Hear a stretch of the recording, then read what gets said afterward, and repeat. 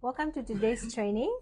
My name is Nachilima Ngulube, and today I'm going to be training you about garlic production. So,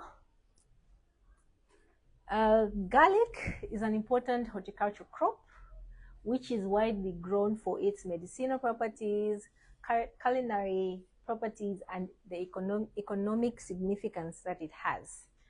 So in Zambia, in the recent past, we have noticed that garlic is gaining prominence due to increasing consumer demand for both industrial applications and processing in pharmaceutical. So garlic has got several benefits or uses. It can be used in the industry and also in food processing and pharmaceutical applications. So traditionally, garlic was grown by small-scale farmers or on a small scale. Now we have actually seen that more and more farmers are getting interested in this crop. So hence there is that demand for people to learn how to grow garlic. So despite having challenges of limited access to certified seed, still competition from imports, garlic presents significant opportunities for smallholder and commercial farmers. So this crop, it thrives in Region 2 and Region 1 of Zambia. So when I say Region 2 and Region 1, I'm referring to Southern Province and Central. Lusaka Central is Region 2, and part of Eastern is also Region 2. So these regions are attributed with low to medium rainfalls. So in Region 1, there's low rainfall. Region 2 is medium rainfall, and also climates there's warm and actually it's cool and warm at the same time. So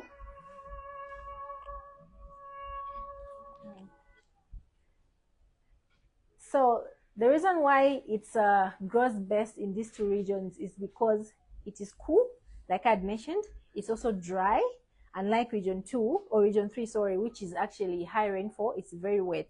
So garlic is going to rot if you plant it in soils that to have got too much water. So it doesn't like too much water. Hence, it's actually well grown or better suited to these two regions. So can anyone tell me where we are? We're in Region what? Okay, that's you're following. So this is Region 2, Lusaka, Central India. So climatic requirements for garlic. So climatic and soil requirements for garlic, when we talk about the temperature, it prefers a cool season. So the optimum temperatures for garlic, in order for you to produce good yields, is actually, you're going to notice that your yield is going to be higher in the cool seasons. So that is the time when it's very optimal for it to actually produce the bulbs. Then when you come to the soil, your soil has to be loose, well drained, loam with very high organic matter. This is actually good for garlic because it actually prefers soils that are got high organic matter or high organic content. So you need to make sure that you avoid heavy soils and soils that are waterlogged. So if you're going to plant your crop in the rainy season, make sure that you raise your beds. So you are going to raise your beds. That's going to help with so that it doesn't hold too much water, so that your crop does not rot.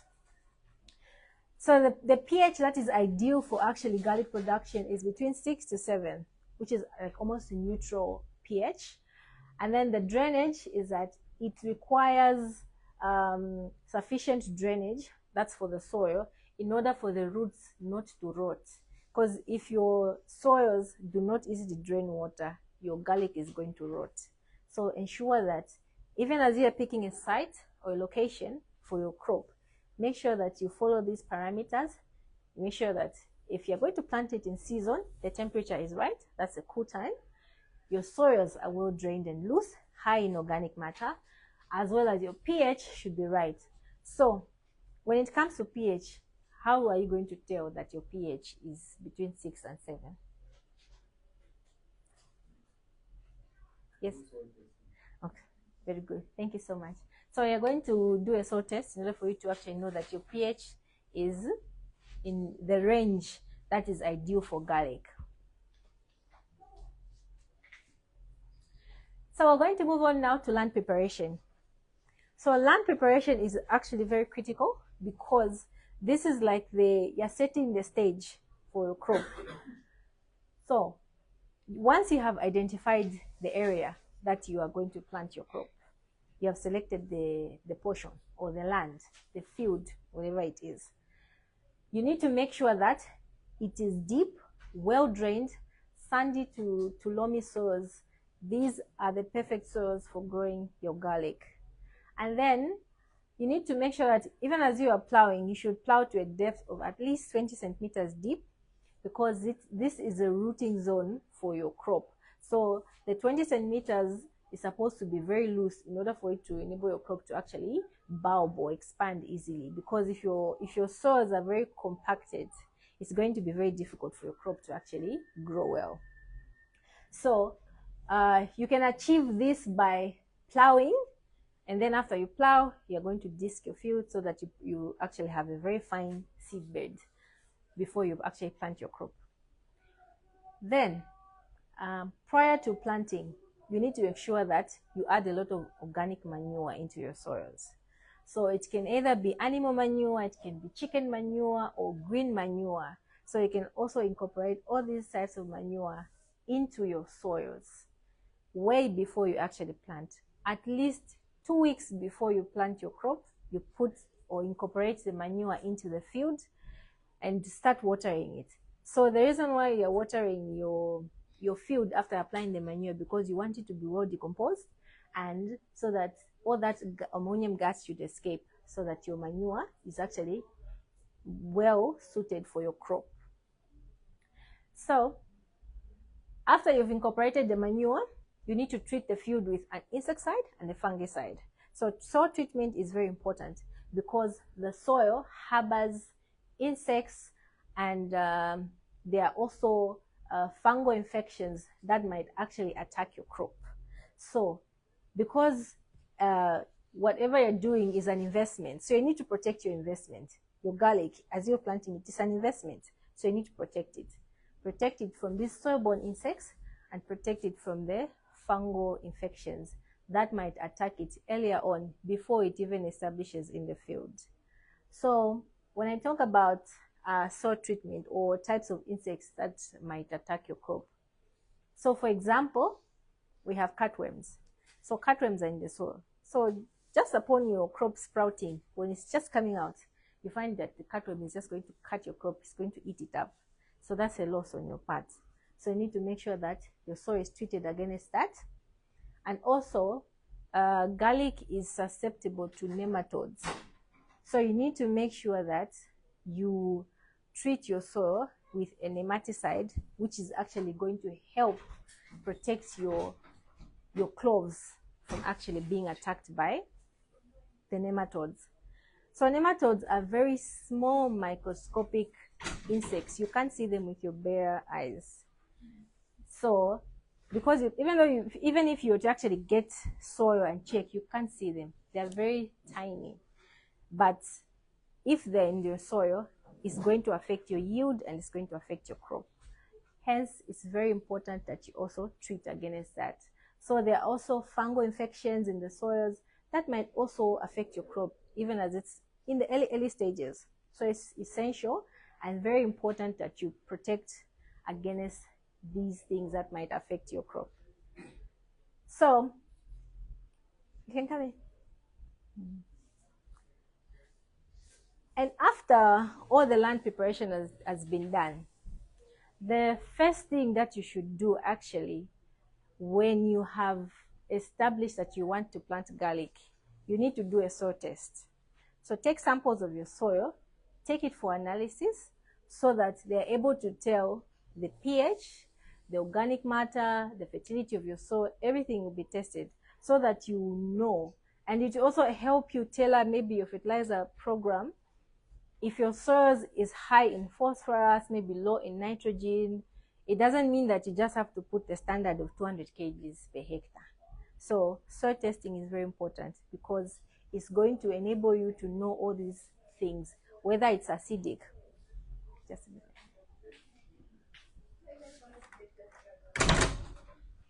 Okay. So if your soils are acidic, you'll notice that you're going to plant a crop. No matter how much fertilizer you apply, it will not respond. It won't grow well. Why? Because certain nutrients at certain pH is going to be locked. So you are going to apply your fertilizer. Your plant will not be able to take up that fertilizer. So it won't grow and it won't respond the way it's supposed to because your nutrients are locked and they are trapped. Because of the pH, if it's acidic or it's alkaline, depending on which one. So soil testing, number one, very important. So the fact that you are here learning about garlic, next go and test your soils so that you have a starting point. Agree? Yeah. Okay, yeah. That's wonderful. Do you do soil testing? So here we don't do soil testing, but you can actually take your soils for testing. There are so many places. For example, you can take your soils to Omia. They do soil testing there. Yes. Even Unza, they do soil testing. Yeah, and I think also Zari, they also do soil testing, depending on which location you're from. Okay. So, is it clear on the land preparation? Okay. So make sure you select a site that is fertile. Add a lot of organic manure. Plow your soils to at least 20 centimeters deep. Incorporate your manure at least 2 weeks before and start water it so that it decomposes, so that it doesn't scorch your. Yeah. Just for clarity, so which one do you start first? Do you start by incorporating the compost manure after 2 weeks, then you do the insecticide? So how does it go? So first you incorporate the manure, then you treat your soil. Because even the manure comes with insects, it comes with all sorts of bacterial infections. Yes. Okay. Yes? So how long should you wait before planting after you treat your soil? So you can either, depending on how big your field is, you can actually treat your field a week before. You can do it days before, or you can actually do it on the same day you're planting, depending on how big. You can plant, treat the soil, then plant. Yeah. Yes. Before adding compost, would you advise to test the soil, or you can test it after you put the compost? Test before you add anything. Yes. So that you get a clear picture. Yes. Any other question? Okay. So that's about lunch preparation. Maybe just, sorry, I can take you back to the first slide. Yes. You have indicated in terms of the temperature, to say 0 to 10 degrees Celsius. So in terms of months, based in Osaka, which ones are recommended to plant garlic? Between February to July. So that's a cold season. February to July? Yes. Thank you. All right. Any other question? Yes? The soil texture, which one is for planting garlic? Loamy soils. Loamy, sandy to loamy soils. They're ideal for garlic. Because clay, it compacts if you add water. So at least you need a soil that's loose-ish. Yeah. Okay. Any other question? Okay. So we move on now to the type of varieties for garlic. So garlic has got two major varieties, or two types of varieties. So the first one is hardneck variety. So this one, the characteristics of the hardneck is that it has a hard, woody central stalk running through the bulb. So, like if you see from here, this central stalk is hard for the hardneck. So hence that's where the name comes from, hardneck. Then it produces a flowering stalk that occurs before flowering. So before it starts flowering, before maturing, it produces a flowering stalk. Yeah. So that's one of the characteristics of the hardneck. The other characteristic is that it has fewer cloves. They can range from 4 to about 12 cloves on one bulb. And then it also has a stronger, more complex, and even spicier flavor. So this variety is more spicier compared to the other one. So it grows best in cold climates. So this hardneck variety is best suited for cold temperatures. So between February to July, this is the best time to plant the hardneck.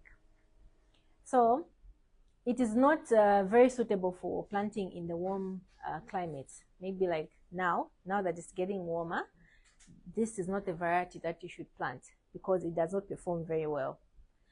Then it also has a shorter storage life of 4 to 6 months. And then some examples of hardneck varieties is purple strip, porcelain, and rocambole. So these are some of the hardneck varieties that are available. Then we move on to the softneck variety. So just like the name, softneck. So the central, the stalk is soft compared to the hardneck. So it has a soft, flexible stem. It does not produce the hard part like the hardneck.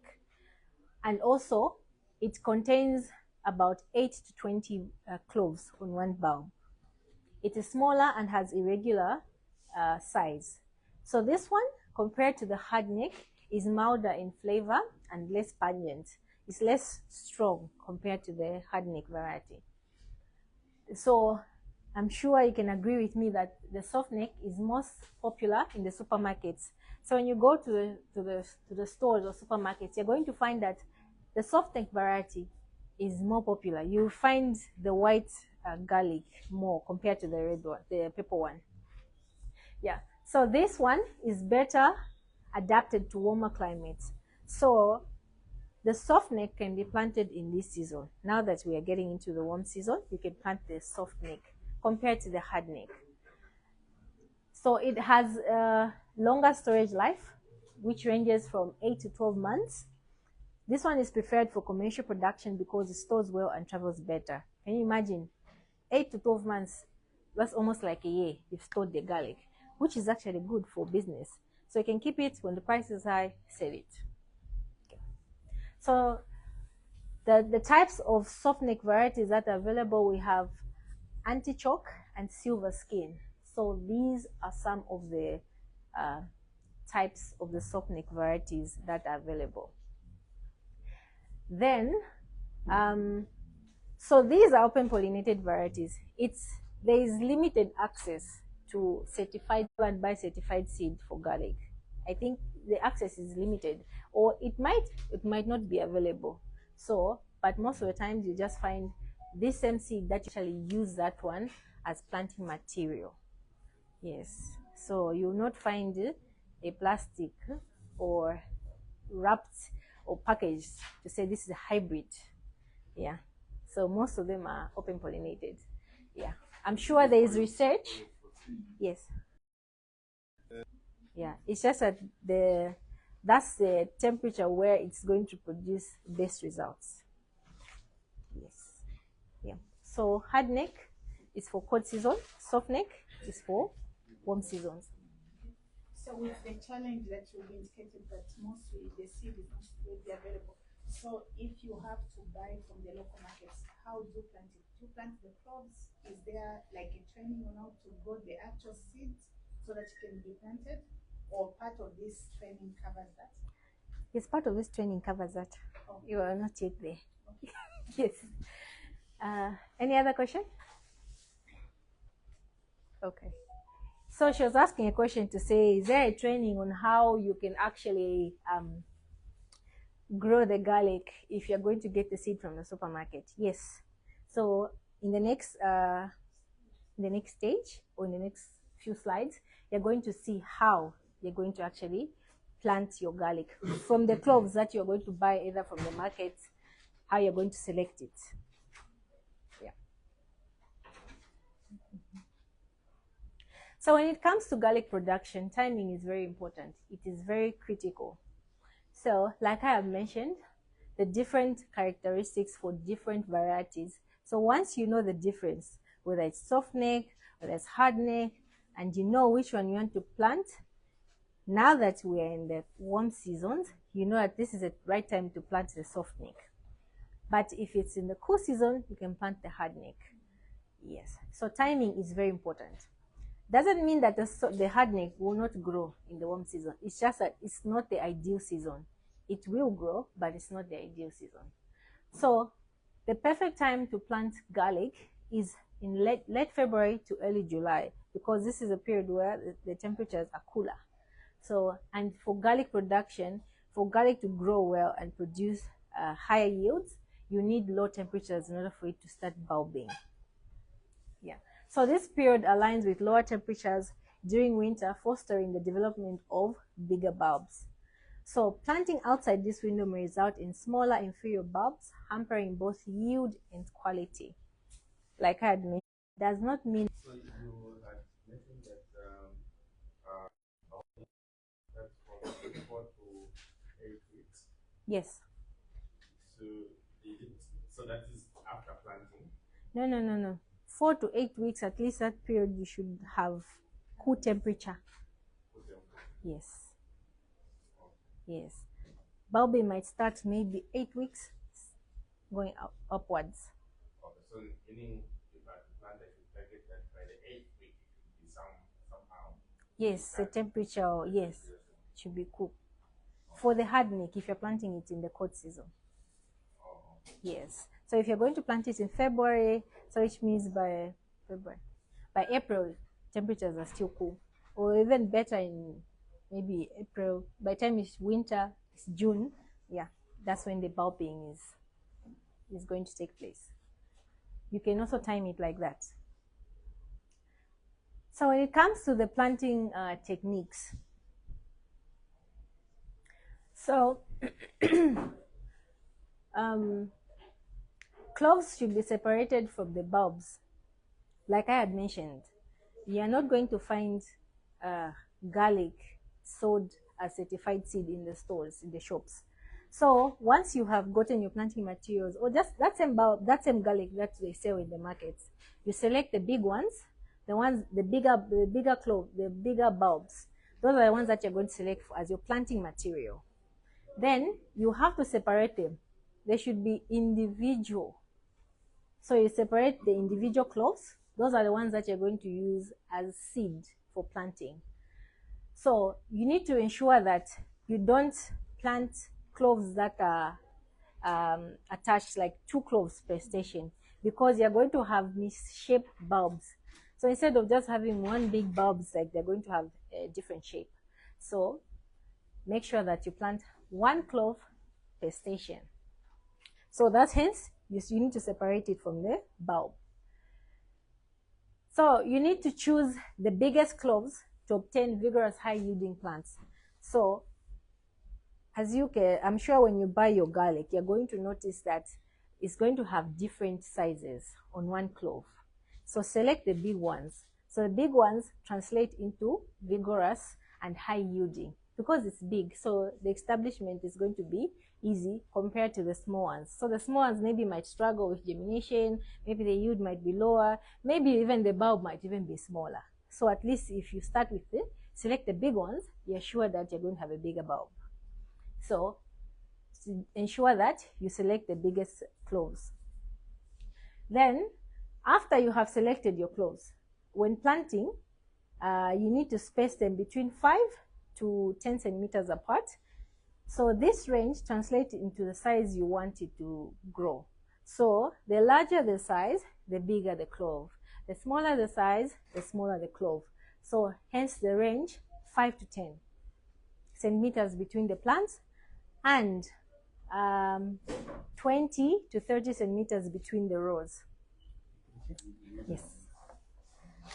Yes. Thank you. Let me just put it. Okay. This is hardneck, right? Yes. Okay, so while we're still talking about the varieties, so this is just, maybe you can just pass it round. So this is an example of hardneck variety.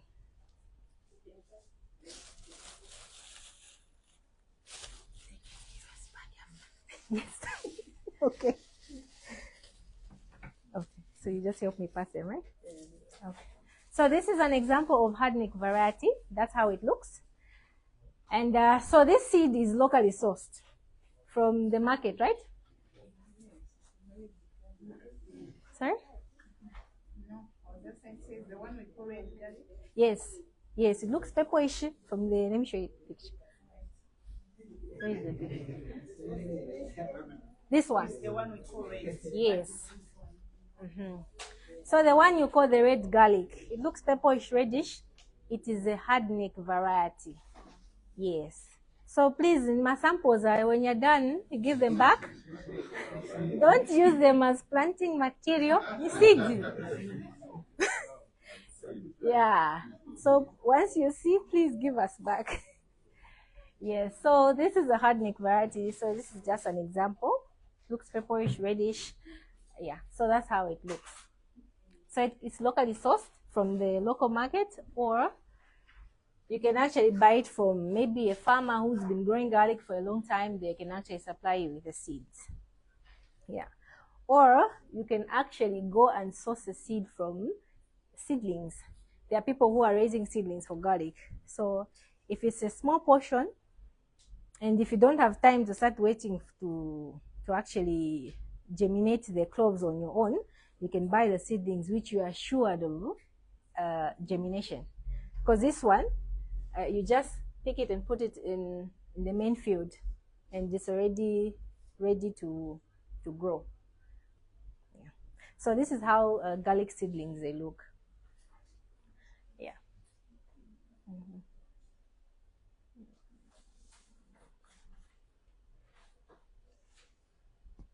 Okay, so I was talking about the planting techniques. So you need to select big cloves. So I'm sure you can see that from that garlic bulb, they've got different sizes. So there are small ones and big ones. You need to select the big ones. As you can see here, most of the sizes here are big. So bigger cloves, like some of them, you find that if it's very big, it will have that vigor when it germinates. So select the big cloves. Then, so after, if you're going to plant your garlic direct into the main field, you're going to notice that it's going to germinate within 4 to 5 days. So others, what they do is that others peel the garlic, others they don't. It just depends. You can peel it or you can't, but it will still germinate. Yeah, you find that maybe if your field is very big, maybe you're planting a hectare or two, you'll find that peeling might be tedious because it's difficult to peel garlic. So you can just plant it direct, just like that. Yeah. So you space it 5 to 10 meters between plants and 20 to 30 centimeters between the rows. So when you're planting the garlic, you need to make sure that the pointy part is facing upwards. So like you have seen here, they have planted the pointy part is facing out where it's going to sprout. Because if you turn it upside down, meaning that it won't come out from the ground. So you need to make sure that it's pointing upwards. Yeah. So that's one thing that you need to also note. So after you have planted your field, if it's not too big, you can also mulch it. So mulching helps with moisture retention, and it's also going to help you to suppress the weeds. So that is also going to be an important technique that you can also add to your planting, mulching. Then the seed rate for garlic ranges between 900 kgs to 1,100 kgs, depending on the size.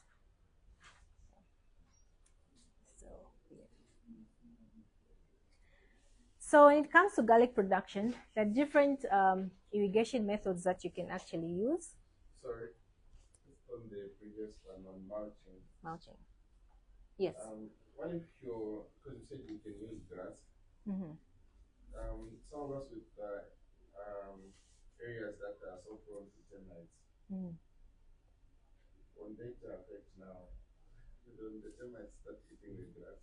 So if your area is prone to termites, you can just you can spray an insecticide just to control. Can't still apply the grass? Yes. Yes. So does everyone have the spray program? Yes. So on that spray program, so there are different columns there. There's for week, insecticide, fungicide, foliar, and fertilizer. So week 0 is like a week before you plant. So oh, okay, sorry. Okay.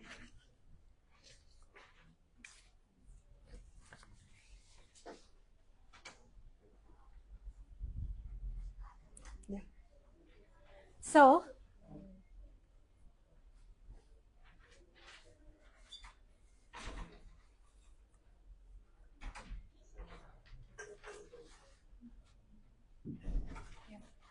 if you look at the spray program for garlic, on the week there it's written 0. So week 0 is like the week before you plant.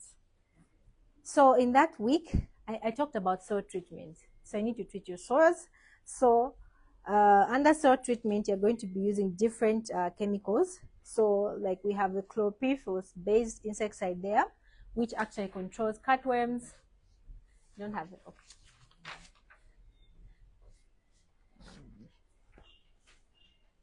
You can just pass it. Yes, so we have Cloban there under week 0. So that one is going to target termites as well as cutworms. I talked about cutworms attacking your crop. So you can use Cloban. And then when it comes to nematodes, you can use Oxadet or carbafuran. So carbafuran is granular and then Oxadet is liquid, but they both work for nematodes. So you can pick either or. Then when it comes to the fungicide, so I've included a copper-based fungicide there. So this one is a bactericide and a fungicide, which is going to help control bacterial fungal infections in your soil. Then there's a foliar agri-balance. So that is just going to help build the organic matter in your soils. And then what agri-balance does, it also helps loosen your soils. If your soil are too compacted, it helps to loosen them. And it also helps to feed the microbes in the soil. So it's very good for your soil, the agri-balance. So it's organic. And then you also add manure and your compost, depending on what is available to you. So these are just some of the things that I mentioned earlier that you can do. So I'll also be referring to the program so that we're following, we're moving at the same pace. So on planting. So after planting, if you're planting directly in the main field, you need a week before you treat your soils. Then you plant your seed the following week. Or even if you're going to buy seedlings, you can actually treat your soils so that your seedling is going to be it's going to give that immunity to your crop in the early stages. Yeah. So that's about planting techniques. Then we're going to move on to the irrigation methods for garlic production. So there are different methods that you can actually use to grow your garlic. You can actually grow it rain-fed, or if it's off-season, you can either use sprinkler irrigation or drip irrigation. So if you're going to use sprinkler irrigation, the advantages of using this system is that it provides uniform water distribution, easy to manage on different soil types, and can also reduce frost damage in cool areas. So even garlic is attacked by frost. In the cold season, I'm sure you've seen tomatoes, so because it's cold, it's attacked by the cold. It's affected. Even garlic is also attacked by the cold stress. So using the sprinkler irrigation, because there'll be that constant water on your leaves, it's going to help reduce the frost damage. For you to set up an irrigation system, if you're a first-time farmer, the initial cost it will be high, because you also require energy, ZESCO, for you to pump that water into the fields.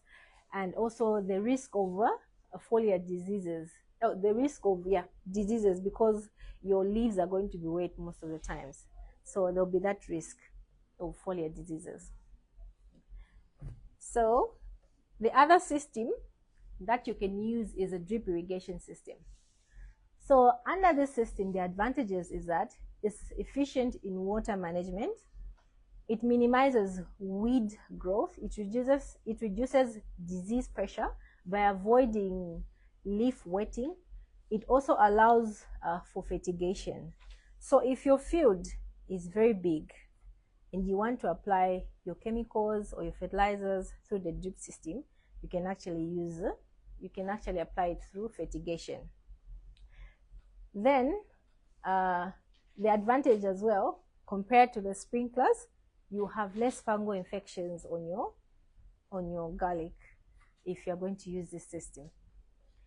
The disadvantage, just like the sprinkler irrigation, if you're a first-time farmer, the initial cost is high and it requires a lot of technical know-how for installation and maintenance. So you find that constantly you need to be maintaining your drip system. Maybe if your area has got too much calcium, you find that your drips are going to be blocked. So you need to flush them on a regular basis so that you have even water distribution in your field. Because if one of your drip lines is blocked, you find that a certain portion of your field will not receive the water. Hence, it's going to affect your yield. So these are the advantages and disadvantages of using these two types of irrigation systems. Any questions? Yes. So just looking at that picture where the drips are running, I've noticed that they're not going direct on the plant, but they're just like on the side. Is this what's the best practice?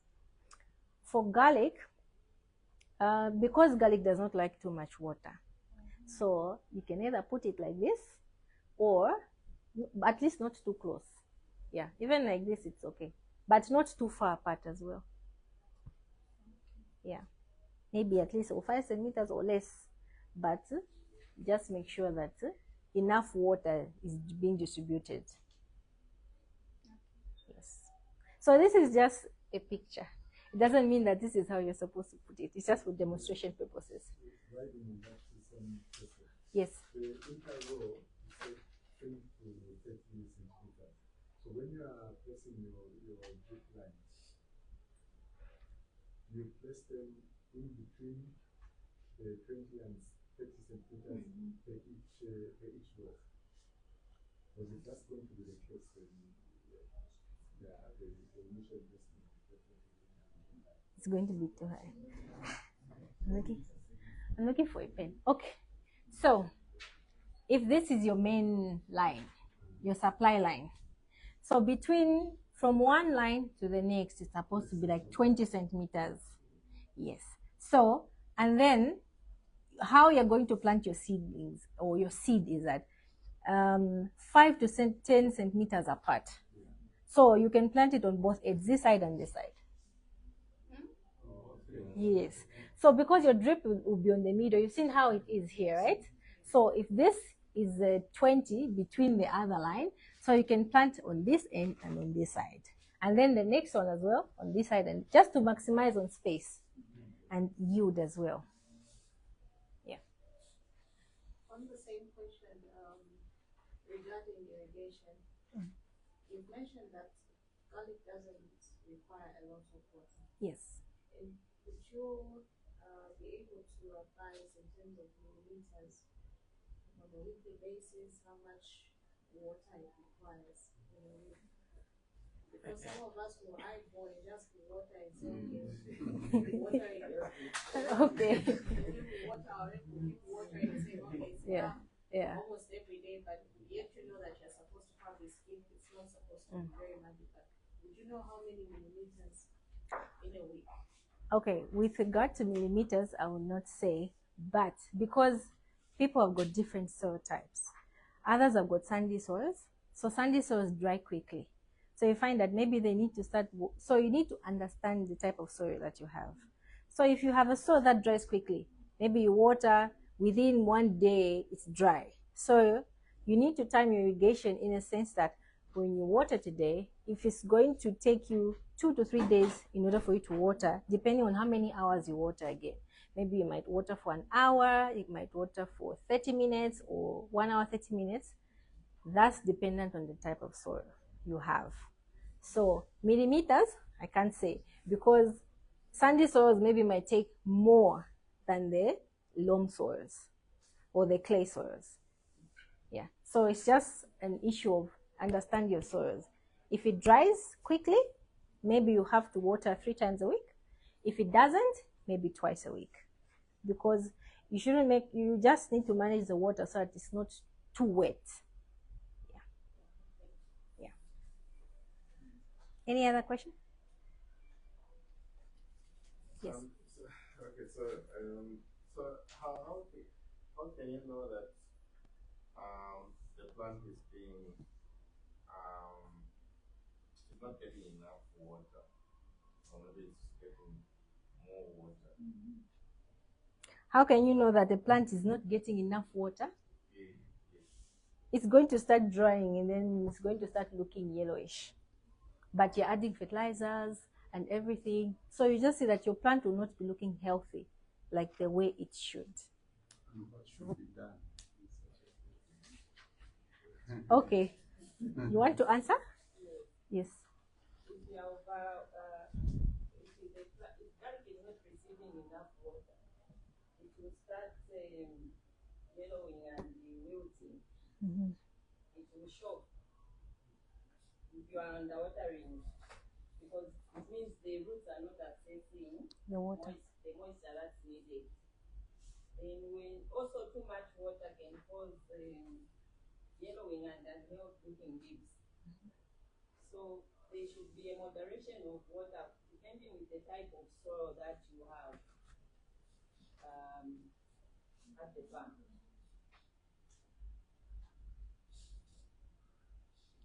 Is that clear?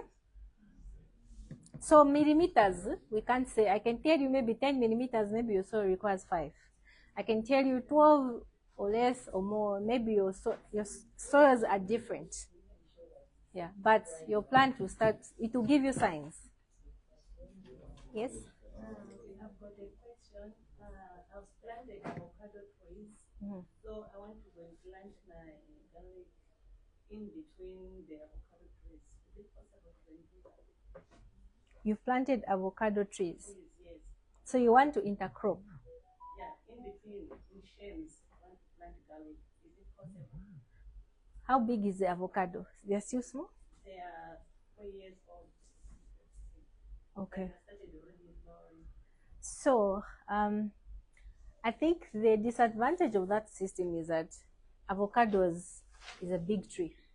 So you'll find that the garlic is at the bottom. It will not be getting enough sunlight.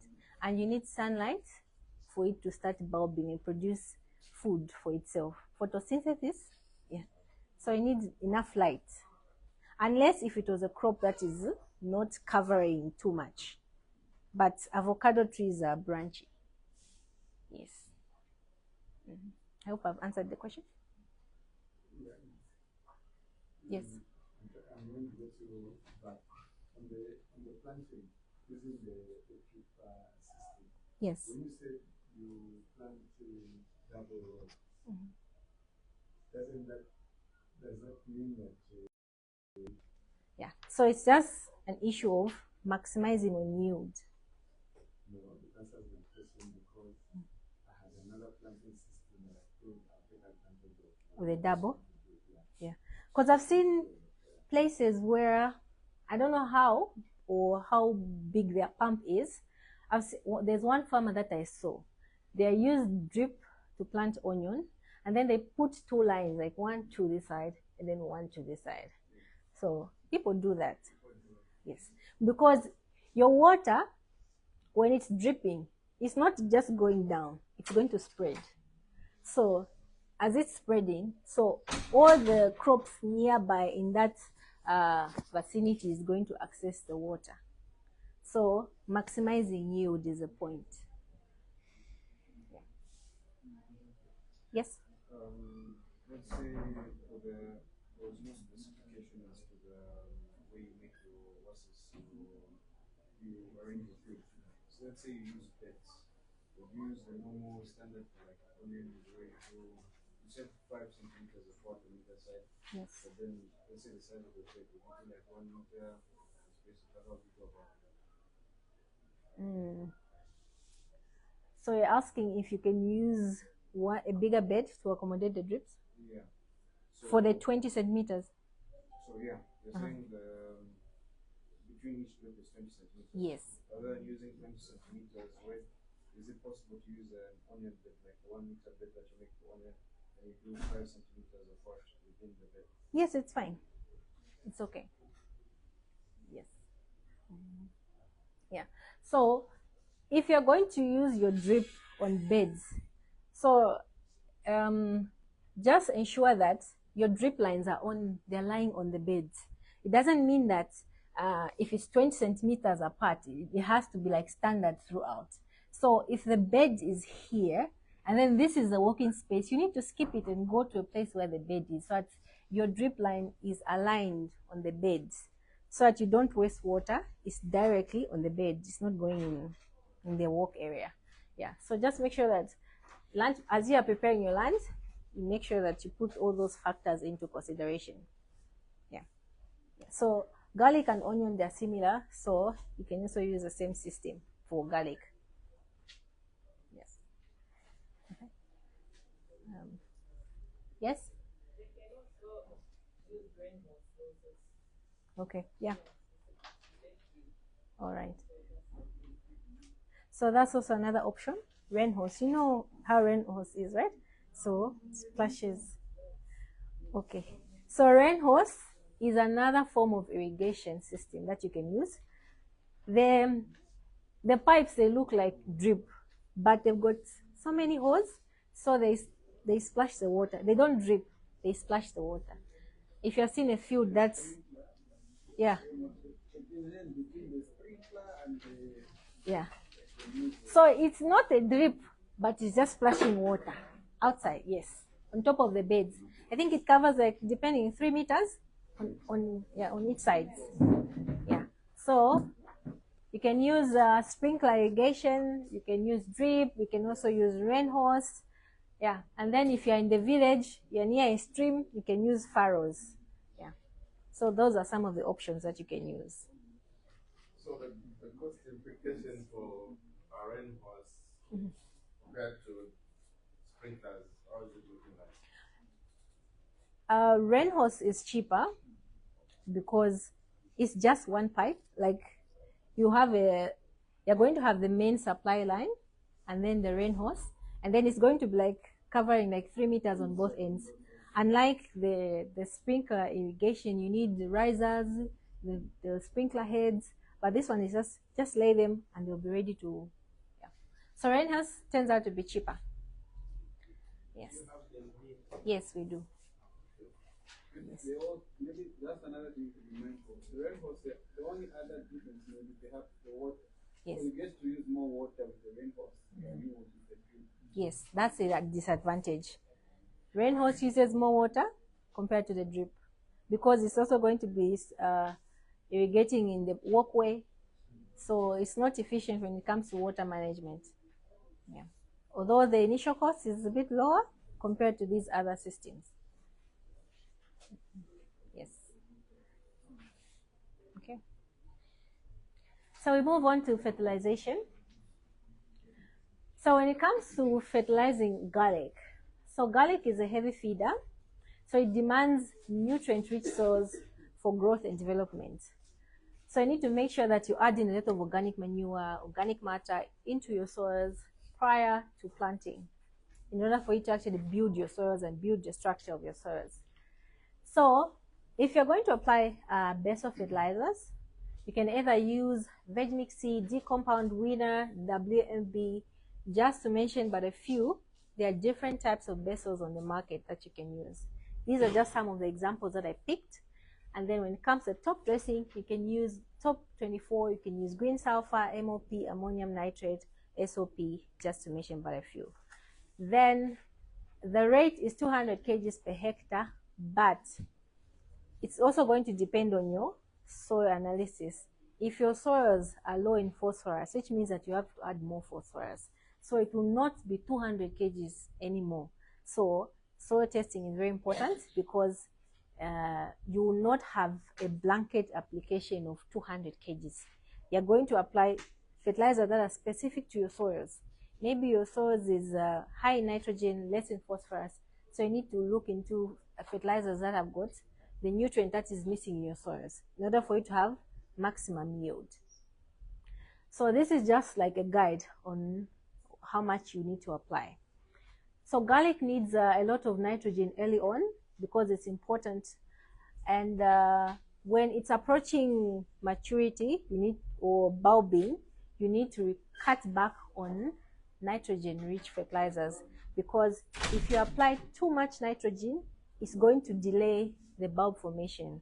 It's going to delay maturity.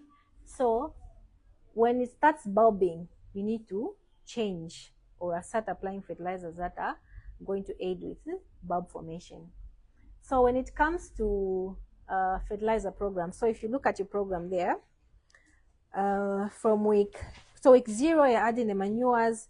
Week 1, you're going to be adding your base fertilizers, whichever is going to be available to you that you're going to pick, whether it's D-compound, whether it's winner, or it's veg mixy, you pick one. So doesn't mean that you have to add all of them. You just pick one. So then maybe after 4 weeks, you come in with your top dressing, which can either be green sulfur, you can add CAN, you can add ammonium nitrate. So those are some of the fertilizers that you can add. So that program has been tailored for your garlic production, so that we cater for the critical stages. So the first, maybe like the first 8 weeks, it's we're going to focus on leaf production, or that's why we're applying nitrogen-rich fertilizers. So when we go from 8 weeks and beyond, we're going to focus more on fertilizers that are high in potassium, because that's the one that's important and critical for bulb formation. So 8 weeks and below, you cut on nitrogen and start applying potassium so that you grow the bulb. Because if you add too much nitrogen, you find that your garlic is just going to be growing vegetatively. So I'll give an example. So in the first class, there's someone who brought this garlic. So as you can see, so they were complaining. So the question was, why is my garlic not forming the bulb, but it's just growing? So I asked them, what fertilizers are you using? I only use organic, I only use manure. So you find that maybe they're adding too much manure and not fertilizers that are specific when it comes to growing the bulbs. They didn't add any potassium. So you find that their garlic was just growing vegetatively. The leaves are getting bigger and the bulbs is not growing as big as it should. Yeah. So those are some of the challenges that you might face when it comes to garlic if you don't time your fertilizer right. So timing is important. Yes. Yes, on fertilizers. I've just heard that there's super grow. Now I don't know whether you have it at Livestock. Then I don't know whether even on the team there, anyone who's aware about this one. I heard it's the new type of fertilizer. Super grow. Yes. It's granular or liquid? Liquid. Liquid. That one we don't have it here, unless I. For the garlic. It's good for the garlic. Unless I check the contents, that's when I can confirm. But I will not comment on it because I've not seen it. But yes, so timing is important. Nitrogen, apply it in the first weeks, maybe up to 8 weeks.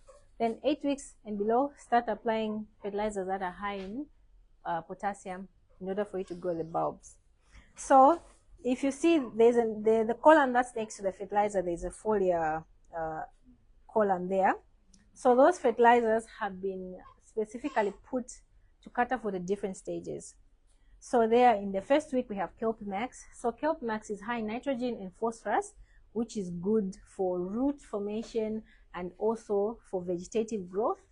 Then it's also got some auxins and cytokinons, which are actually good for shoot and root production. So it's necessary in the first week. It's going to help like kickstart your plant.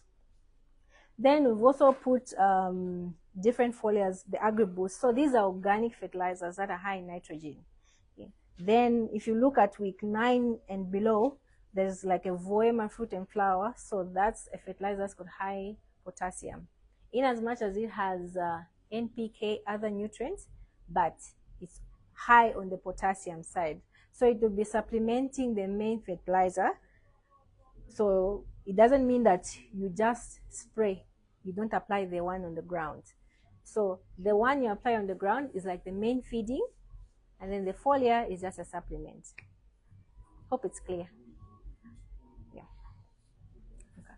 So, Yes. I'm concerned with that garlic vegetable, and then with that point that you might say, garlic also responsible to organic manure. Now, if that statement is correct, then could it be like this one on the table, maybe it was planted late, and then it's forming in the hot season? So I think I didn't ask them which variety this is. I'm pretty sure they also don't know, but so they just said they only add organic manure. So organic manure, so in as much as it is NPK, but it's more on the, and maybe it's got high nitrogen, so it's high on the nitrogen side. So it is just growing vegetatively. So practically, the compost, sorry, the compost, what is the highest what is the highest chemical composition in the compost? In the compost or manure. So for chicken manure, so the NPKs, they don't go above 5%. So it's below. You find that maybe 3 point something, 2, depending on which one, but they don't go above 5. Yes, so they are very minimal, they're very low. Yeah, but it's higher on the nitrogen side. Yes. Yes. So I've seen these foliars.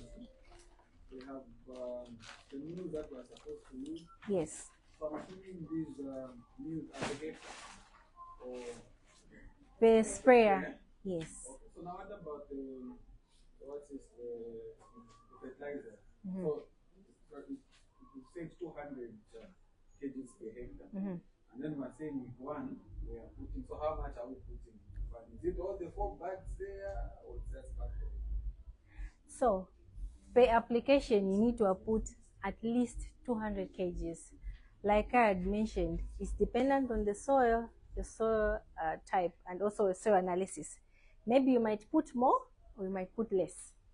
Yes, but at least when you're applying per application, whether you're going to choose D compound, at least apply 200 kgs in order for you to have a good yield. Yes. And what's the recommended amount to apply Per station, so you can apply 5 grams per station.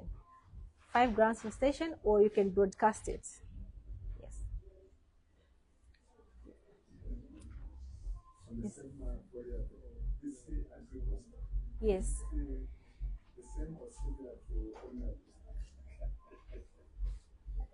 They are different because it's a different company. But OmniBoost is high in nitrogen and phosphorus, but you can use it. This one is high in nitrogen. Yes, it's an organic fertilizer. Yes. So can I even go flat out and just use organic like chicken manure without adding these other fertilizers? Is that possible? You can, but you need a lot of it for you to produce a good quality crop. Like the frequency of application based on the actual plant? Yes, because imagine organic manure has got 5% nitrogen, and then maybe these synthetic fertilizers have got, let's say, 10% or 15%, depending on which one. Yeah. So you find that for you to match up to the nutrients, and also the one that's important for you to actually form the bulbs, potassium, you find that it's low in the organic manure. Unlike, let me give an example of a fertilizer that's high in potassium, which is maybe like 60%. For you to reach the 60%, how many bags of manure are you going to add to match 1 bag of MOP, for example? Yeah. So anyway, at the end of the day, it's all about cost, benefit. If you're targeting, if it's for commercial purposes, you want to sell, you need probably a good quality product that's attractive and it looks good. So you need to invest in these fertilizers. But if it's just for home consumption, or maybe you probably don't have to spend so much. For clarification, so what it means according to this fertilizer program is that you need 16 bags, Yes, or less, depending on the soil analysis. Yes, yes, less or more. Yes. You mentioned about the cost. You have a draft of how it would look like a budget. Yes, for maybe let's say seedling, yes, doing this maybe the acre or even a lima. And for some of us who are just learning, things are said in Chinese. But if everyone is going to ask for someone, okay, I need this, and these are the budgets that is estimated. Okay, so when it comes to cost in terms of chemicals, fertilizers, what you need, for that you need to come to our office. We can give you a quotation. So I didn't include that in the training. Yes, but for seedlings, depending on where you're buying it from, maybe you can just consult with your supplier. They can tell you how much, if maybe one seedling is going for. How much is one seedling? How much is one seedling for garlic?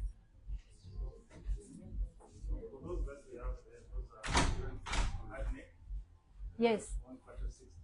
1/4 16 way. Yes. getting the seed is 200 to 50 kg.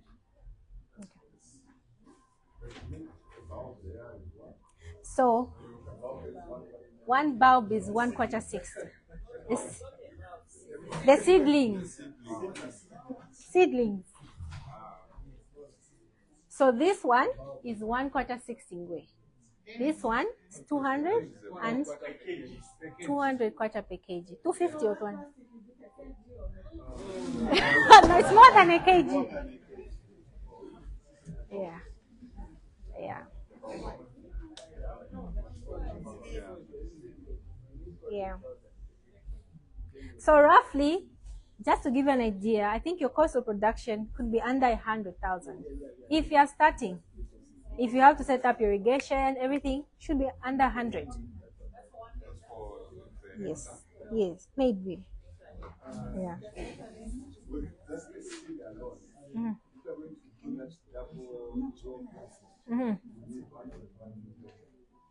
For seedlings, okay. For seedlings. 1.6.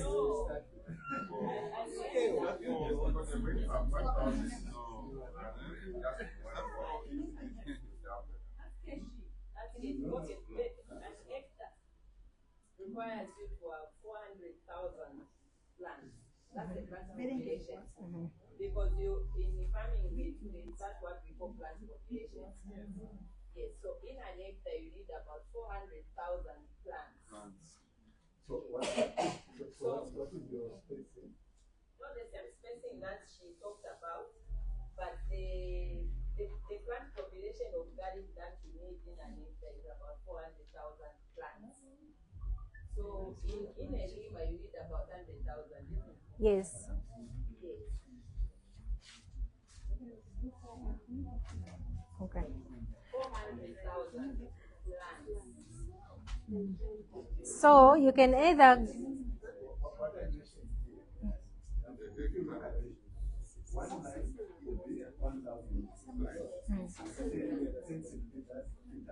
yes. The double rows.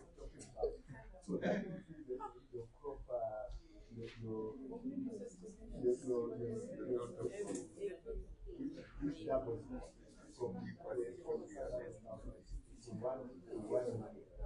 So at the rate of one million seedlings in a hectare. The question that I asked is how much is it? 1.6. Yes, such a 1 point. Yes, that's what I mean. If you do the double. Yeah. They discuss me.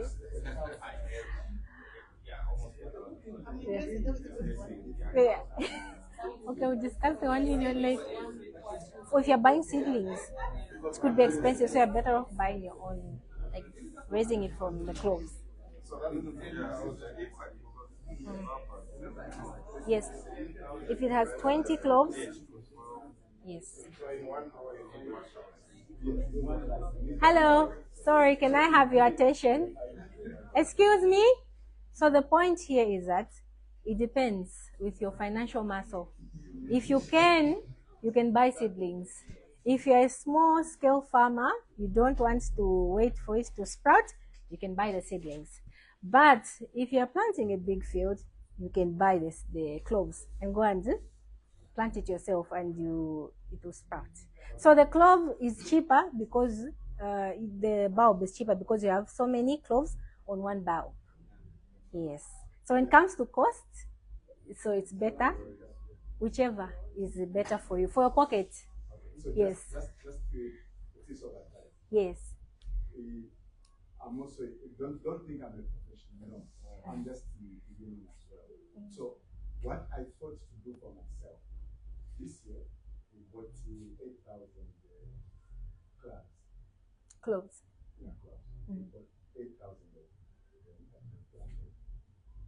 That's actually the crop that we're seeing there. So the plan is next season we'll buy some more, but also use our own seed, so that 2-3 years from now we are targeting to do a hectare. Because we just find the 2 million to buy the seed. So don't get scared of this. Definitely that is what we are going to find. So right now we have 13 beds, which are 2 meters by 8 meters. So the next time we are moving that from home to the farm, so I think we grow it. But the third year, definitely will be coming up with something. So in short, what he's trying to say is that don't be scared about the initial costs. It's not expensive. You can start small, you can buy what you manage, and then that seed, after you harvest, you can recycle it. It will be your next planting material for the next season. So it's not that you need 1.2 million for a hectare. No, you can start with what you can manage. If you can manage a lima, you can start with that and start expanding from there. Yes, even a bed, you can start from somewhere. So if you want, depending on your budget, you can start with the seedlings, you can start with the seed. So that's why there are two options here. Yes. So it's not 1.2 million. It's starting from what you can manage and populate it from there. Yeah. Because like I had mentioned in the beginning, there's limited access to certified garlic seed. You will not find garlic seed like the way you buy certified maize seed. So, so this seed is sourced from the market, or maybe a fellow farmer who's been growing garlic. So you can even start with this same plastic, and you start populating it. So you recycle the seed. Just make sure that you select good quality cloves for your next batch. I hope we are clear on that. So don't get scared. It's not 1.2 million. Maybe that's how much you make in future. Yes, if you grow it well. Yeah. But again, looking at the cost of the seed, how is the market in terms of the seed? So in terms of the market, you need to do a market research. Maybe in your area, if you stay in Kablonga, maybe it's on the higher side. Depending on certain areas, you find that maybe ShopRite or these other local stores, the prices differ depending on where you're supplying. So it can range from 50 to above. It can even go up to 200 kgs per hectare. Oh, not per hectare, sorry, per kg. 200 kwacha per kg. depending on your market research. Yes? You wanted to say something, madam? I wanted to support your I think the goal of contention is on the cost of what is Of the production. come to the Yes, practice. please. Okay, just a minute.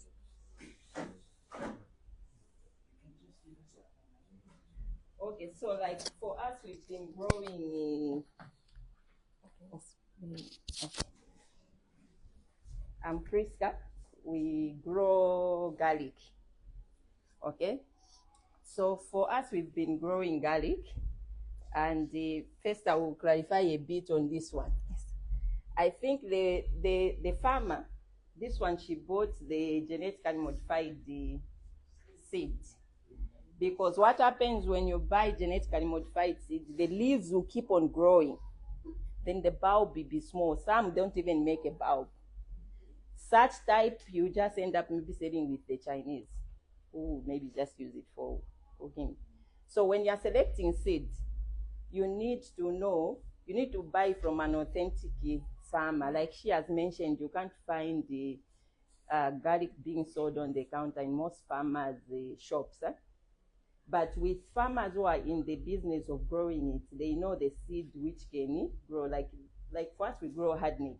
We have stuck to it for some reasons, which, yeah, because it has got high flavor, it sells fast. Okay. Now, if you are growing garlic as a, in terms of, you want to grow it in an hectare, you need to prepare the resources. Because itself, like she mentioned, it's a heavy feeder plant. It's a heavy feeder plant, it requires a lot. So it should start with your pocket. You can start with even a 30 by 20. You grow. Once you harvest, this, it will multiply. You have made your own seed, because garlic itself, you won't find it at a per kg less than 100. You can't. It's always 100. If it's the cheapest, it's 90. Yes, so it's 100, 200, 250 when it's in short form. Yes, so you grow it according to your pocket, but it's a plant, it's a crop that is lucrative. It will give you more when you harvest. So the target should be, first, maybe let me make seed if you don't have the resources. You grow a small portion, harvest it, then now you plant on a bigger portion. You keep growing like that. An hectare, if you are planting seedlings, it carries about 400,000 plants. If you are buying seedlings, maybe a farmer negotiates, they sell you at 1 quarter, for instance, maybe. It will cost you about 320,000 plus. That's a lot of money. That's a lot of money. But our pockets are different. But if you take the route of starting small, then growing bigger, there you see your progress as a farmer. Because you need to feed the plant itself for it to bulb well. You need to select good seeds, and you need to maintain it with what she was explaining on the fertilizer. Yeah, the fertilizer application, the curing, all that. It's a lot. It's a good crop, but it's quite expensive to grow. But it pays you more. Yes. So let's not be scared to think, it will be expensive for me, I'm discouraged. No. We have been growing for us. We grow both seedlings and we grow for sale. We grow the seedlings, we sell. When a crop is always expensive on the market, it signals to you that the market is not met by the suppliers. All of us, we know that when we have never seen garlic cheaper. The reason is simple. It's not because the crop, there's anything like diamond in the crop, no.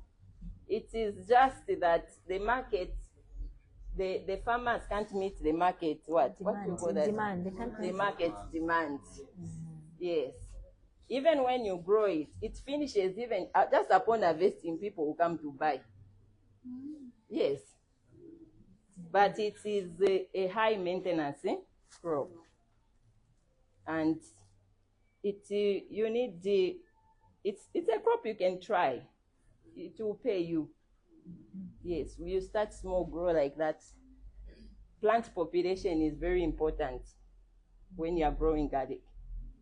Yes, you need to know how many plants have I put in this field.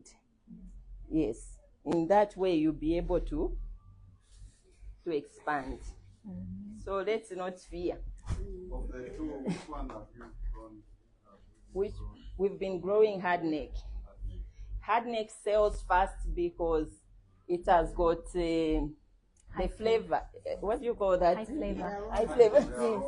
The aroma is higher. Yes, and okay, the shelf life isn't so much, but it still stays.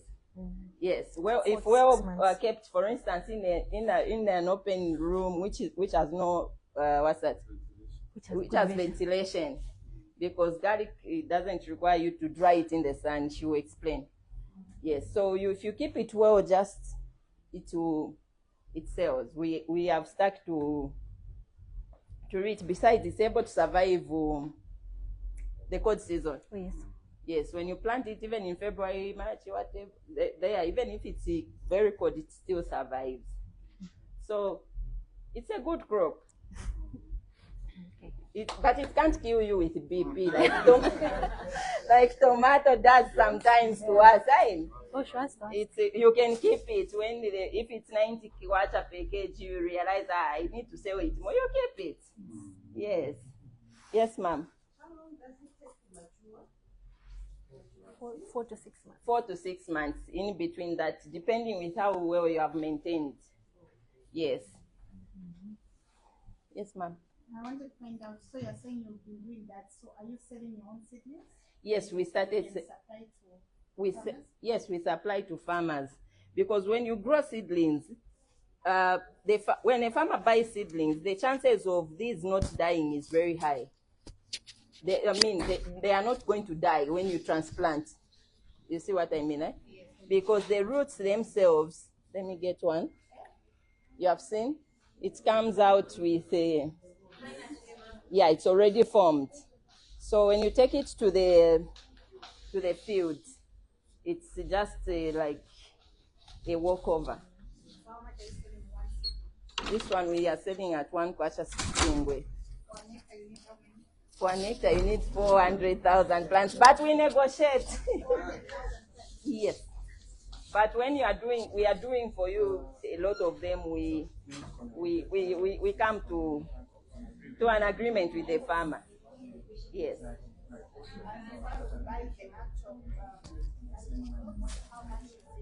Package 200 kwacha.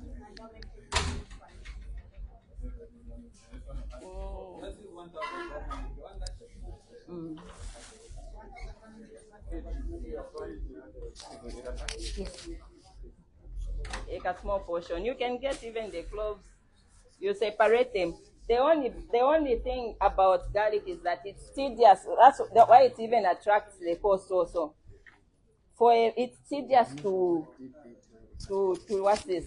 The process. One, you have to separate this into. You have to cut it, separate in small what? When you get these now, then now you have to plant one each using the planting media. You know this planting media, right? Farmers, we use this, isn't it? So we use the planting media to put in this. We buy from here. So you plant one like that.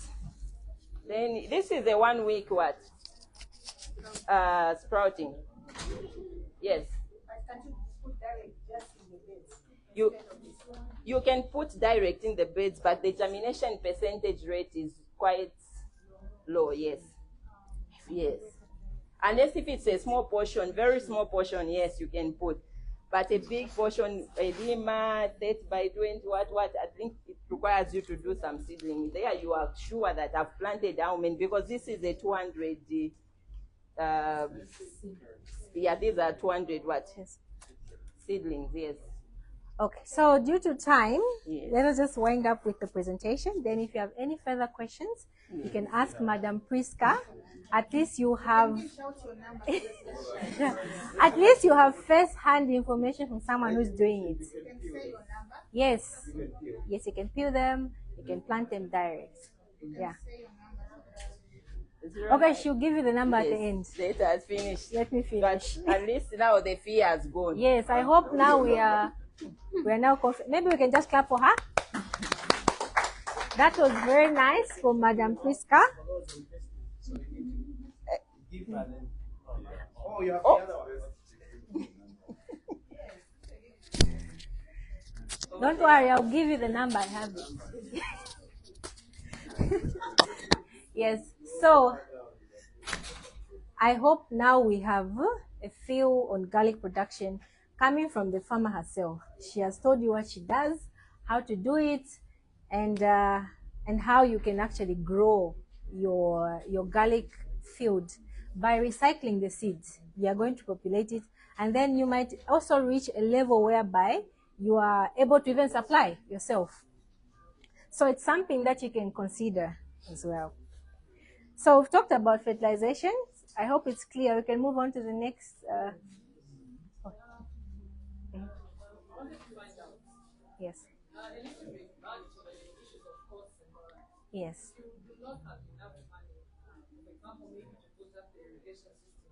Yes. Is it good for a farmer to entirely depend on the rain?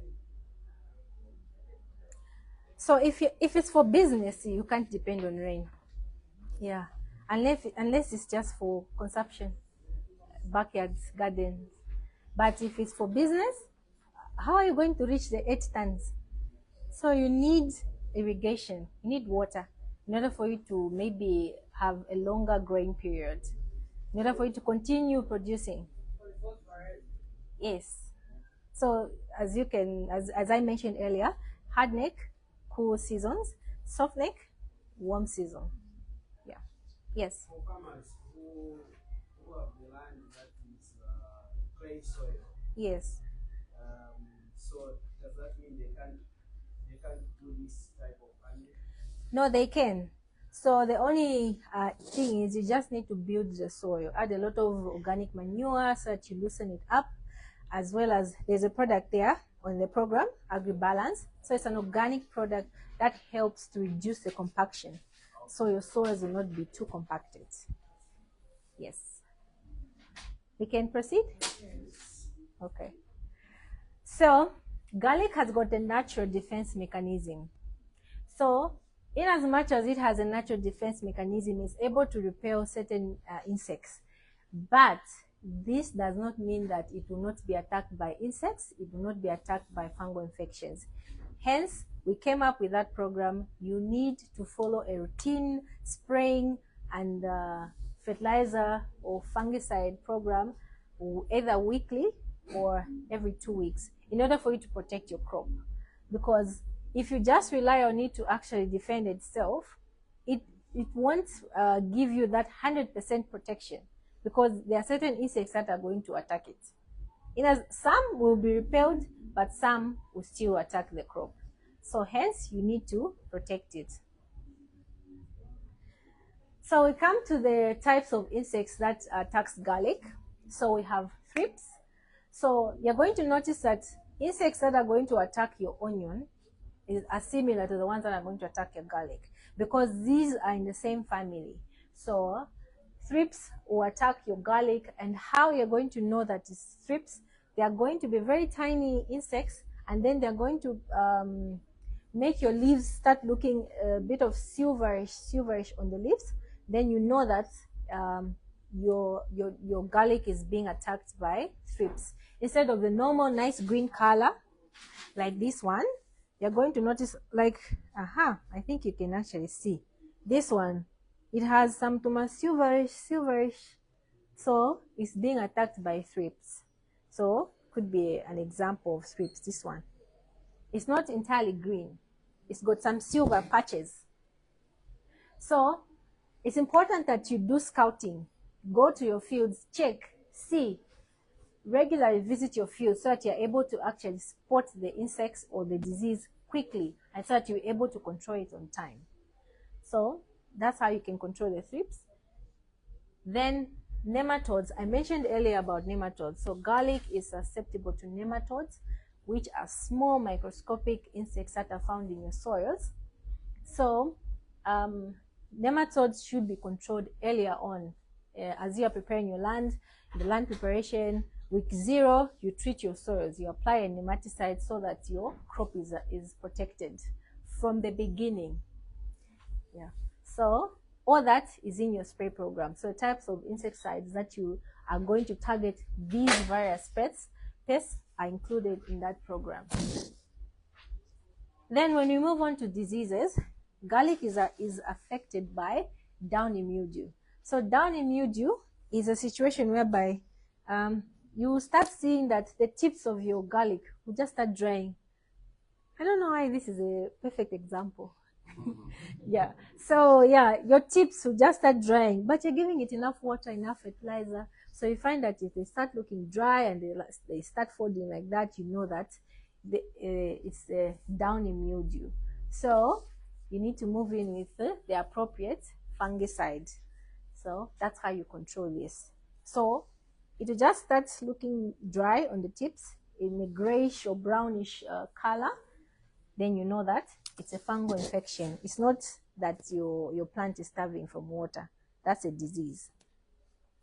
Then the other disease is purple blotch. So you're going to notice that on your garlic crop, it's going to have some sunken hollows, sunken spots on your crop, and then they will look brownish to purplish. So you know that my plant is being attacked by purple blotch. So you need to move in with the appropriate chemicals in order for you to actually control this disease. Yeah. So your leaves are going to look brown, purple with brownish hollows, just like the way you see on that picture that's displayed there. Then the other disease. So this disease often attacks your garlic post-harvest. After you've harvested your garlic, you have put it in your storage rooms. If your rooms are not well ventilated and there's not enough air circulating, you'll find that your garlic will start rotting at the neck. So the neck will start turning black and rotting, and once your crop does that, you can't sell it. It will be very difficult for you to sell such a crop. So ensure that your storage rooms are well ventilated in order for you to achieve good storage requirements and a good crop at the end of the day, which is going to be fit for the market. So the yield potential for garlic it ranges due to several factors. So the first one is climate conditions. So which variety have you planted? Is it a soft neck? Is it a hard neck? As you know by now, different varieties do well in different seasons. Is it the one that does well in the cool season? Is it the one that does well in the warm season, or vice versa? So if you plant them in the wrong seasons, it will also affect your yield. And then your soil fertility also matters. How fertile is your soils? It's also going to affect your yield. How you're managing your crop. Are you following the weekly spraying? Are you following the timely application of fertilizers? Are you controlling the weeds? All that is going to add up when it comes to your final product. So management practices are very important. Then the types of varieties that you're planting as well. So like we have seen, different varieties have got different yield potential. The soft neck is on the higher yielding side compared to the hard neck, but in as much as the hard neck has got higher flavor compared to the soft neck, so it just depends which one you have planted. So, but the expected yield will range from 8 to 12 tons per hectare under good management. So this is possible. You can actually achieve this. Someone asked earlier in the morning to say, has anyone ever achieved 8 tons per hectare? Yes, it's possible. They have. Maybe Madam Priska has. Have you ever achieved 8 tons per hectare for garlic? Yes. You see? So, yes. So, it's actually possible. You can even reach up to 14 if you manage it very well. So, when it comes to harvesting your garlic, so I think there was a question someone asked to say, how long does garlic take to mature? So garlic is going to range between 4 to 6 months in order for it to mature, depending on the variety, depending on your management, and depending on the fertility of your soil. All those factors are going to actually come into play when it comes to the maturity. Yeah. So you can find that maybe someone who is just applying organic manure, it's going to take longer than someone who is applying these synthetic fertilizers, maybe that are high in potassium, high in nitrogen. Maybe it might quicken the maturity period. So all those factors are going to influence your maturity period. Then harvesting should be done sometime maybe in August to October, depending on the season you have planted it. But this does not mean that's the only time you should harvest the garlic. If you've planted it now, which means you can't harvest it in October or August. So timing is also going to affect your harvesting period. So this is just an example for a cool season crop. If you plant it maybe in maybe February, somewhere there, you find that maybe you're going to harvest around this time. When it's hot, and it's going to cure easily. Yeah. So, well, the bulbs must be lifted from the ground and left maybe for a week. You just leave them in the field so that they cure. Then after a week, you take them into your storeroom so that they cure in a nice, well-ventilated room. Because garlic, as you know, it can store up to like 6 months. So make sure that your storage room has got enough ventilation, so that you don't have that soft neck, the previous disease where it starts rotting at the neck. Yeah. So, hence, it's important that you store it in a place, in a room that is not in the maybe not direct sunlight. It's just a well ventilated room, so that it's going to actually help with the curing process. So, the key take. Yes. So, when you say leave them in the field, is it okay for me to take them out of the field? They're still outside, but they're just near where I'm staying. No problem, because of thieves. Yes, theft. You can do that. Yes, like for maize, I'm sure we take it out of the field and put it near the house. You can do that. Yeah, for security reasons, yes, you can. Yes. So the key takeaways from this training is that if you want to plant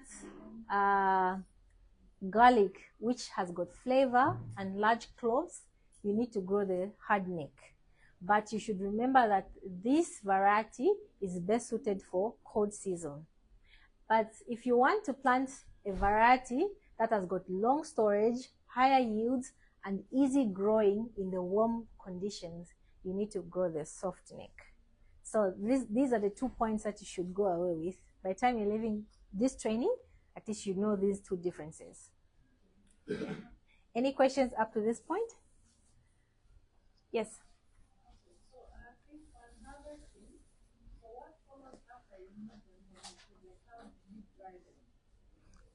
So when you remove them from the field, if you have a storeroom, maybe a room whereby you can, I don't know, I can say, you can put maybe wires or something, but it should be like raised, not indirectly with the ground. Maybe just raise them somewhere, just hook them so that they are maybe upside down, so that they dry. Yeah. Others even like tie them, because these leaves, they become so big, so you can just tie them together like a braid, so that you just hook one bunch together, so that you hook a lot of bunches. Yeah. How long can they be hung? For how long? Until maybe this is completely dry, and then you cut it off.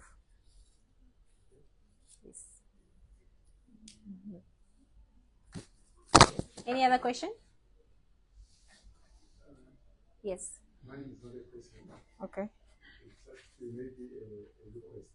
Yes. A recommendation on what the livestock services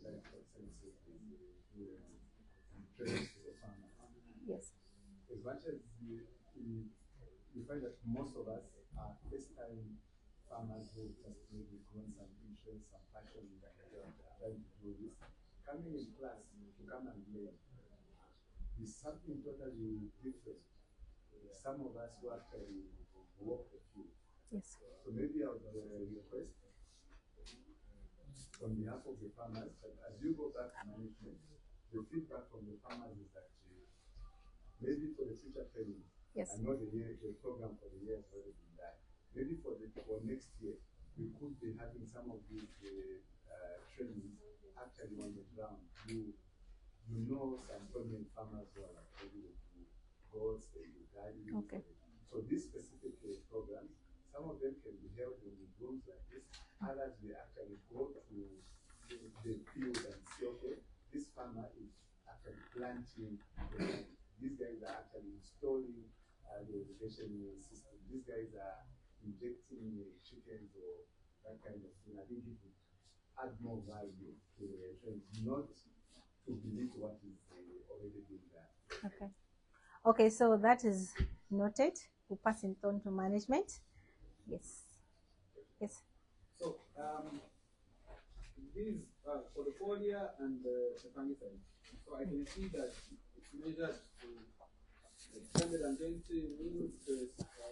So now, how many liters do you need in a hectare? So when we're doing the calculation, narrowing it down to how much would I need to Cover a hectare. Yeah. So, ideally, a hectare can take up 200 liters of water, but that is dependent on the stage of the crop. So you find that maybe when it's still young like this, you can use 200 kgs or 200 liters. But as the crop is maturing, so which means that the demand for chemical it increases. Maybe it can go to 300 because for you to have a full cover spray, you're using more product and more chemical. Yeah. So that's why we have put, in case you buy 1 liter, if it's let's say 160 mils in a 16 liter, so which means you need 2 liters to fill a drum of that product. Yeah. If it's more, 2 liters or 200 liters would cover for the whole field. But as the crop matures, the demand for the cover spray increases. Because as you can see, this one and this one, yeah, the difference is just, yeah. You have to spray like, and maybe this one just pass once. Yeah. Yeah. So maybe before we end, I would just like to call Kondwani. He's one of the irrigation people. He can just shed more light on which type of systems that we have at Livestock and what you can use for garlic. Yeah. So Kondwani.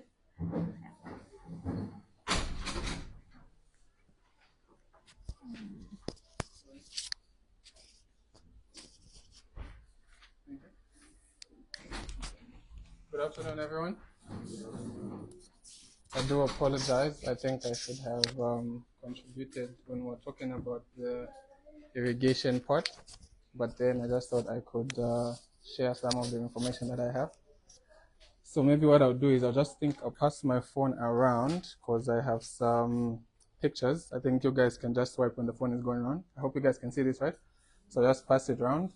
So I'm also so like she mentioned, I'm an irrigation technician, and besides that, I'm an agronomist and a farmer myself. So I've been growing garlic for some time, mostly on a commercial scale.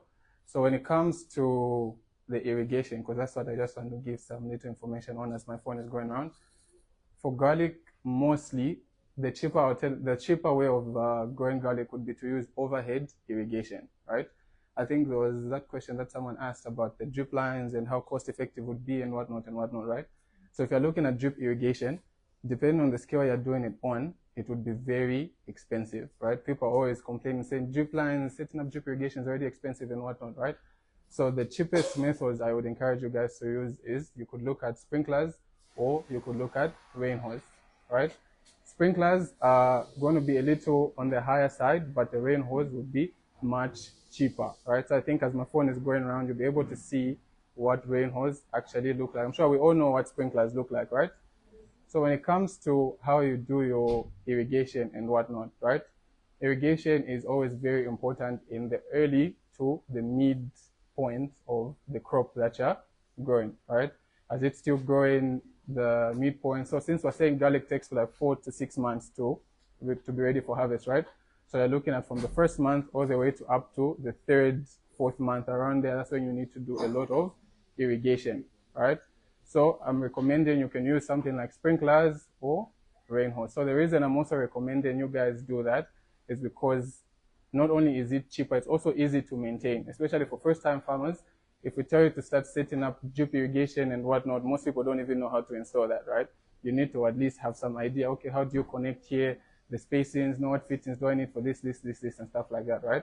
But then for things like, especially sprinklers are very easy to set up. I think everybody would be able to set up sprinklers if they had time and interest to actually learn how to do those things, right? And then one thing that you should also know is, like I think the lady mentioned, to say garlic is very similar to onion, right? And as she was talking about the harvesting, she mentioned to say when you're done with your harvesting, you're supposed to cure your garlic, not so, right? So what curing basically is you're kind of just drying it to help preserve it and whatnot, right? Like let's say what people do when you're growing groundnuts. You see how they remove them and then they dry them, or even in maize, right? How you remove them and then you dry them to help, help prolong its shelf life. So that's what you do in garlic as well. So when you're irrigating your garlic, right, preferably what you could do a month before you want to harvest your garlic, or towards the end of your harvesting, right? Not towards, sorry, the end of your harvesting, your growth, right? So if you're planning on having your garlic in the field, let's say for that maximum 6 months, right? A month before you do your harvesting, what you could actually do is either reduce or completely cut off your irrigation into the field. So the reason I'm saying you completely cut off or reduce is because you're going to dry it at the end of the day, right? And by the time you're getting to that point, the bulbs have already gotten big and whatnot. So it's just going to help. It's much easier to actually harvest them. You know, even let's say you want to remove like weeds in the field, if you're not irrigating, it's much easier to remove those weeds, right? It's even going to be easier for you to harvest them. You know, the field is not moist, the field is not damp.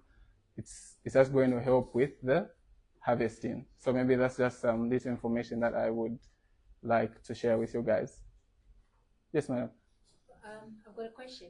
Does rain hose require a certain horsepower pump? Okay. What's the minimum? So when it comes to rain hose, right? When it comes to any type of irrigation, there's what we call working pressure, right? There's going to be a certain amount of water that you need to push through. Let's say it could be your drippers, could be your rain hose or your sprinklers and whatnot, right? So when it comes to drip irrigation, you don't need a lot of pressure because already the pipes don't give out a lot of water, not so, right? But then when it comes to the rain hose and the sprinklers, you need reasonable pressure, right? For most people, I think for most small scale farmers, most of us have usually between 1 HP to 3 HP pumps, right? So those ones are still going to work just fine. The only limitation that you might have is how many lines or how big of an area you can irrigate, right? So she mentioned to say for rain hose, for example, I'll use the ones that we stock, right? You find one pipe should cover a spray radius of 3 meters. So if you say radius, so that's 3 meters on this side and 3 meters on the other side, right? Then when it comes to rain hose, you want it to be at least 30 meters long. So if you have a small pump, I can't really say, or if you want to, let's say you have a small portion rather, right? I can't say, okay, get this type of pump or whatever, but you have to just understand how big your area is and things like that, right? So you have to take into consideration, if let's say you're planting 1 hectare of garlic, right? You can't say, no, because I'm broke right now, let me go for the cheapest sized pump that they have. That's not really going to help you. because for you to irrigate that 1 hectare, it's going to be taking you a very long time, right?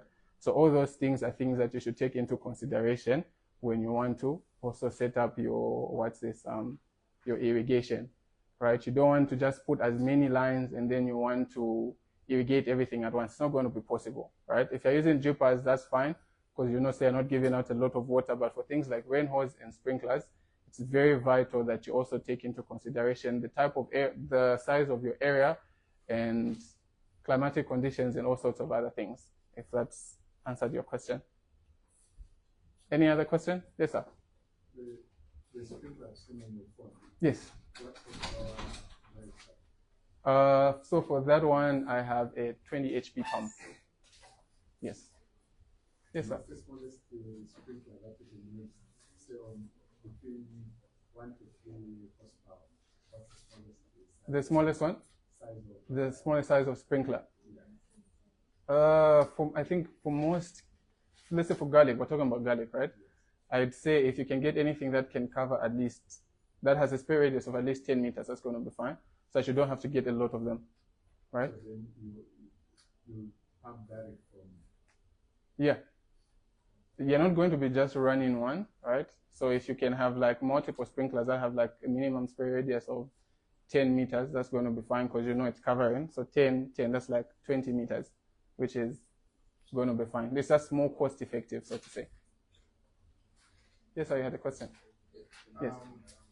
I'm getting confused. So you're saying the size of the pump. Mm-hmm. Okay, so some of us we use solar pumps, right? Mm-hmm. So does it mean that even if you are getting direct from the pump, you're not putting in a reservoir tank? No, you can do it. So you can do that. It just depends with what method of irrigation you're using, Okay, right? So assuming it's the rain hose. So if it's rain hose, you can do that because rain hose give out so much water. For drippers, you can't do that. If you do that, what you're going to be doing is you're going to be stressing your pump, right? Because they give out very little water, right? So the pump is giving out so much water. Let's say there's something that we call discharge in irrigation, right? So your discharge is how much water your pump can give out over a certain period, and it's mostly measured per hour, right? So let's say if you come to me and say, oh, I want a pump that has 10 cubic meters per hour. So that means that pump gives out 10,000 liters of water for every hour, right? But then drippers, looking at how much little water they give you, if you do that to the drippers, you'll be stressing out your pump because it's pushing out so much water, but then there's just very little water that's coming out. But for things like sprinklers, rain hose, that's very fine. So that is getting direct. Directly, yeah. For rain hose and sprinklers, that's fine. And the pressure will still reach. I'm assuming a 1 hectare. 1 hectare? The pressure will still be okay. Depends with the size of pump that you have. Let's say 1.5. No, that's too small. So what would you recommend for a 1 horsepower for a hectare? When it comes to the horsepower. When it comes to the horsepower, I can't really put a figure on the horsepower really, because there's various types of pumps, right? The only thing maybe is let's say you could visit the livestock office, right? There's someone who's in the office. I could give you a quotation based off what your needs are going to be, because we've got various pumps. Let's say a 1 HP pump could give you 5,000 liters of water. You could get another 1 HP pump, it will only give you 3,000 liters of water. So it just depends on what your needs actually are. Yes. And maybe also the borehole, because you can take a 3 horsepower, Mm-hmm. and then you don't have. And then you don't have enough water. Yeah. You don't have enough water. Yeah, that's true. That's what I wanted to say. Mm-hmm. For the pump, Yeah. you actually need your borehole report for you to be able to get the right size. Yeah. So I think when you're doing drilling, right, they'll always give you a borehole report. They'll tell you how much water is there, and they'll give you a recommendation of what size of pump that you can actually put. Not all.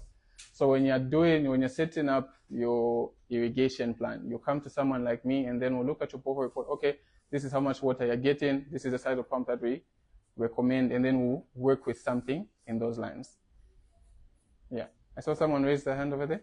Yes. Yeah. I think he asked the same question. It's the same question? He asked about using the gravitational force, Uh-huh.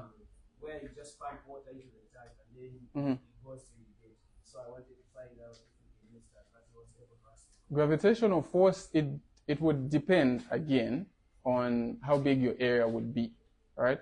let's say you could run small sprinklers with gravitational force, but if you're looking at a big area, that wouldn't really work, right? Because if you're looking at most tank stands, for instance, most of them are between 6-8 meters or so, right? You wouldn't really be able to cover a long area, right? And then if you just have like tanks, most small-scale farmers will have like 5,000 liters, 10,000 liters. That's not a lot of water. It sounds like it's a lot of, but it's not really a lot of water, right? So it also just depends. Yeah. Does someone raise their hand?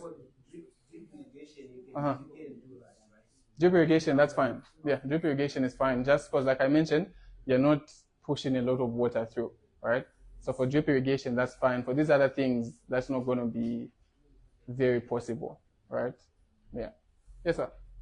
When you plant Mm-hmm. you can take how many days?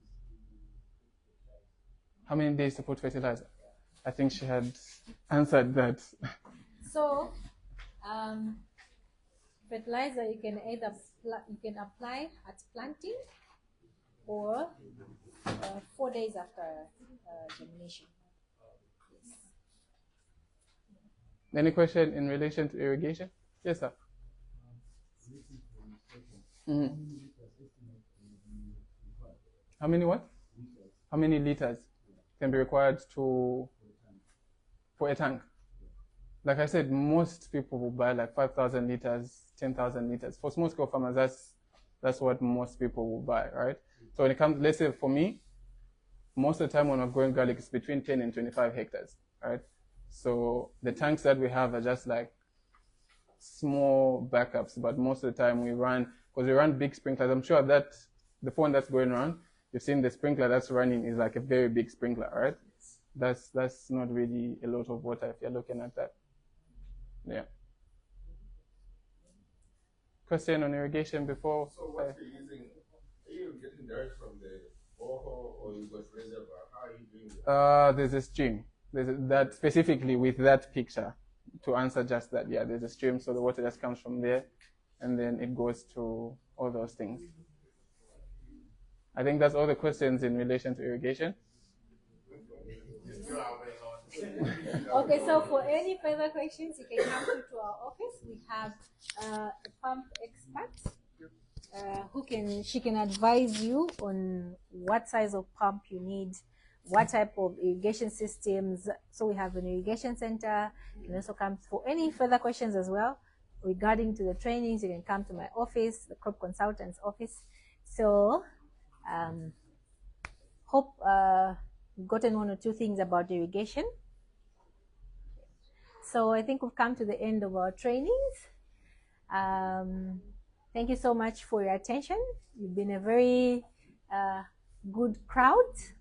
Very interesting, actually. So this is a number that you can use for requesting for the training and be able to send it to you. Yeah. So this is only WhatsApp, not calling. Strictly WhatsApp. Yes. You'll be able to share the... Yes, we share the presentation in this one.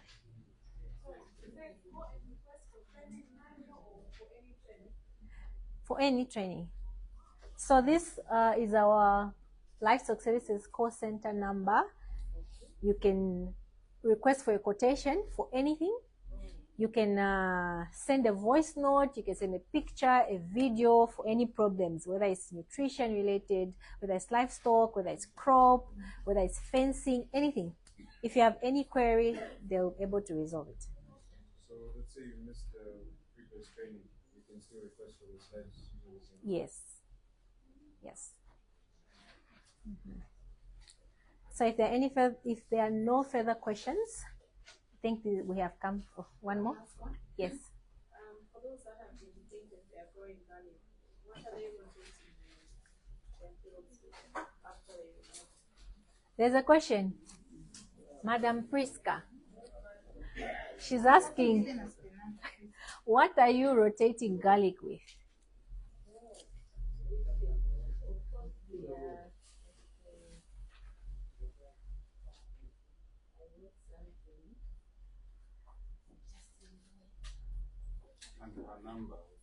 Don't worry. Okay.